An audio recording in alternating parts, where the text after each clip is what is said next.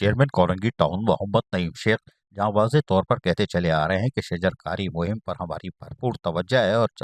जब से उन्होंने यानी 1 साल पहले शजरकारी मुहिम का आगाज़ किया था, आज भी उस पर कायम है और महकमा बागात का अमला उनके साथ अमलन मसरूफ़ अमल है और उनकी हिदायतों पर अमल कर रहा है। यही वजह है कि 16,000 रोड नेस चकरा गोड पर महकमा बागात का जो अमला है यानी हमारे मुलाजमीन हैं, वो पौधे और दरख्त को लगाने में आज भी मसरूफ़ अमल रहे। महकमा बागात के टैंकर को भी जहाँ दुरुस्त कर हालत में लाया गया था, वहीं पर महकमा बागात उससे पूरा फ़ायदा उठा रहा है और उसके लिए पानी की फराहमी को भी यकीनी बना रहा है, ताकि चेयरमैन मोहम्मद नईम शेख कोरंगी टाउन की वाज़ेह हिदायतों के बाद जहाँ पर सरसब्ज़ और शादाब कोरंगी होगा, वहीं पर यकीनी तौर पर फिर अमला जिस तरह मसरूफ़ अमल है, तो वहाँ पर जो सहूलियात फराहम की गई है महकमा बागात को यानी टैंकर की सहूलत, उसका भी पूरा फ़ायदा उठाने की हिदायत की थी। यही वजह है कि टैंकर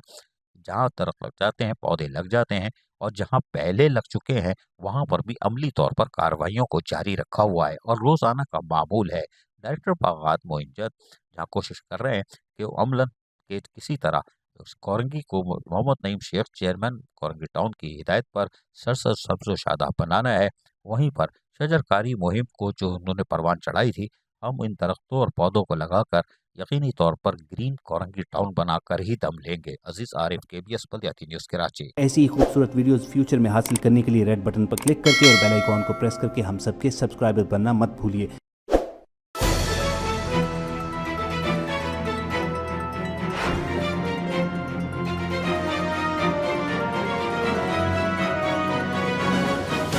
KBS